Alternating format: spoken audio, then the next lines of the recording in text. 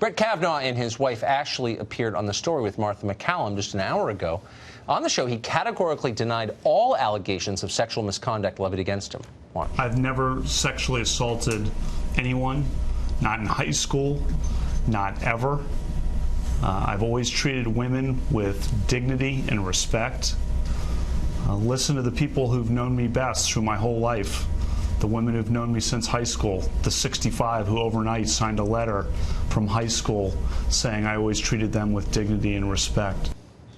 Kavanaugh's wife, of course, came to the defense of her husband as well. I know Brett. I've known him for 17 years, and this is not at all character.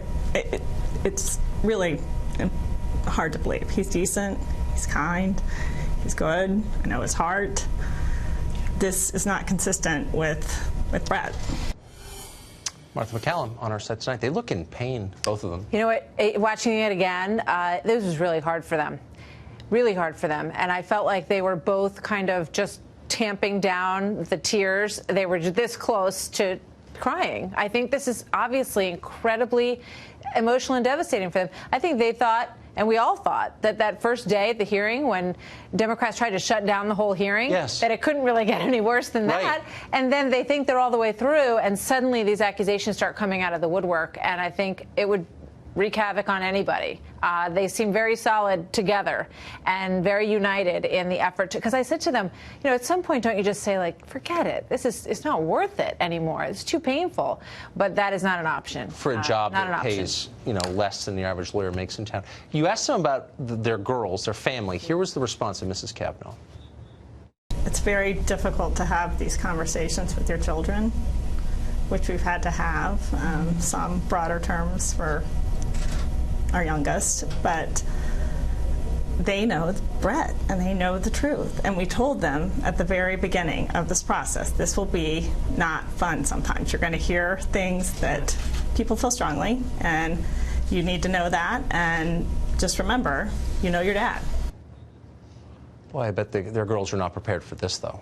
No, I mean, how could they be? You can imagine at their age, they're like teens, 12, 10, in that age range, and it's obviously, I'm sure it's devastating for them. And to have to explain, you know, I asked him specifically point blank about all of the allegations, and we talked about them in very specific graphic terms. I can't imagine what it's like to have to kind of frame that, as she said, broadly for their younger child.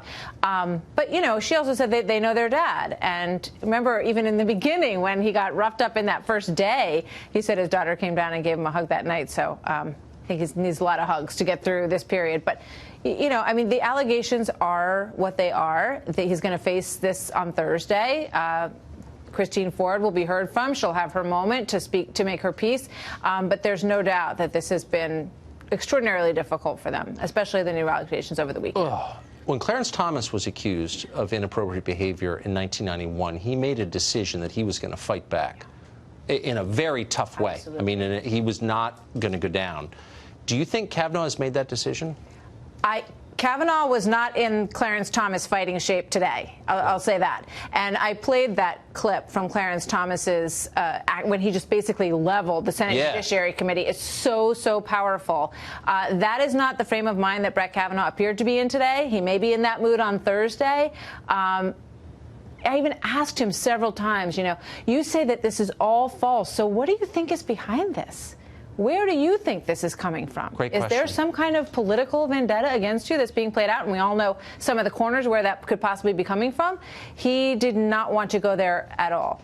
Doesn't want to conjecture about any of that. And Clarence Thomas clearly called it what he thought it was, yes, a high-tech lynching, and he felt that the Senate Judiciary Committee had sunk to such lows to entertain some of the accusations against him that they entertained. That was his feeling, and he persevered. So whether or not we'll see some of that fire in Brett Kavanaugh come Thursday, we'll see. He's going to need it. Martha MacCallum, congrats on that interview. Oh, thanks, Tucker. Good to see you.